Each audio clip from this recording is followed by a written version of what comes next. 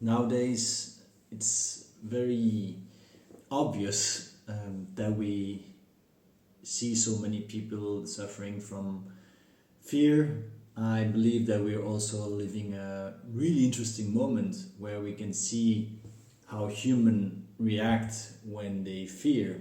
And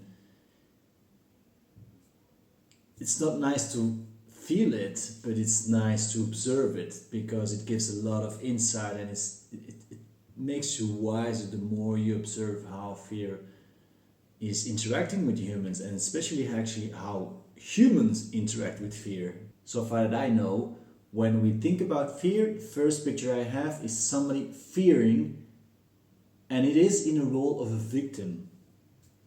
However, today you can observe different forms of fear and different roles of the person suffering from that emotion, or actually basically rejecting that emotion of fear, because that's where all the conflict happens, right? You're actually rejecting the fear and then you react on it. So nowadays, when you see fear, it is very common to see that the person who suffers fear is actually the aggressor instead of the victim. So we are not in that idea anymore, oh, you fear, you're a victim. We also can see how the fear makes people aggressive, and they become the aggressor to the person that maybe does not fear. And it's really interesting because, I mean, so far that I can remember, I never had the opportunity, basically, maybe because I'm too young, to have experienced that amount of fear around the population as we can see today. And we see different shapes of the fear or different outcomes. So we can see the fear of the aggressor, we can see the fear of the paranoid, we can see the fear also of the victim as well, maybe less, but it's still there somehow. And we see how actually fear is literally paralyzing all the senses of common sense. So we lose common sense completely, and we just get into that fear mode.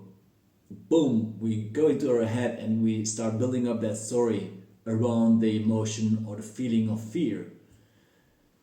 And it is kind of, I would not say, I cannot say it's addictive, because it would be difficult to say that it is something that is addictive, that we're always constantly looking at. Because if somebody fears, so you fear something, and yes, you're going to big media and you're going to feed you a little bit more of that fear, but are you doing it because you're addicted to it? Or are you doing it because you fear so much that you're looking to a new information and see how things are going so that you can prepare yourself? Now, oh, things are going really bad. Oh, I need to be really, really careful. Things are getting better. Oh, I can ease a little bit my fear. So, because I hear sometimes, and sometimes we thought about, yeah, fear is addictive. Any emotion can be addictive.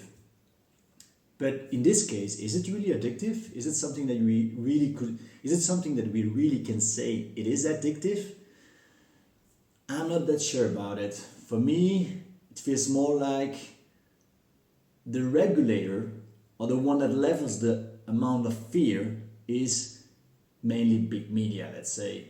So for me, how I see things is, I see that there is a regulator. There is something leveling up or down the fear of that person who is suffering it.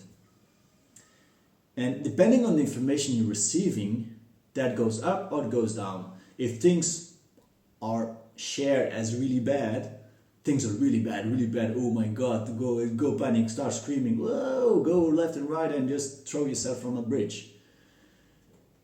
Then you will see how that person will start receiving this information and will start taking decision based on that information, because it's activating his fear mode. It's just pushing the fear mode up.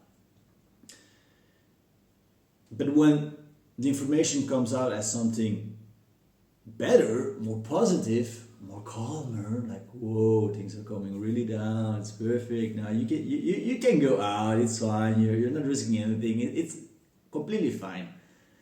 Then you see how they suddenly like, oh, okay, the regulator told me that I can ease. And then they behave differently. And especially interesting when you see how when the regulator says, put it on, put it off. When you put it on, the fear is really, really, you can feel the tension that is somewhere. No, you put it on, okay, you put it on and you feel that tension. When the regulator says put it off, then suddenly that fear is not there anymore. So then the question is, does it make sense to feel this fear? Because it's one source telling us. So it's the regulator saying level high, level low, because there's nothing around you that you can really see. So it's not that you see a lion coming at you, or it's not that you see shootings or something happening really close by that you really can see it. It's all based on a regulator that tells you fear more, fear less. That's kind of it. So yeah, this is my little sharing of the day. The idea behind here is just to make us think a little bit more and become more aware of actually how fear is working. And this is the best opportunity. I mean, this is the super training camp of how to deal with fear and how we're relating to fear as human. So yeah, I just hope you like it, and just yeah, if you have any comment or you say, hey, this is what I think about fear. I agree, I disagree, I see things differently, I have another perspective of fear or how it impacts on humans and how they react on it. I have my perspective, it's just one, but yeah, the more perspective we are, the closer to reality we get. So yeah, thank you very much and hope to see you in the next video.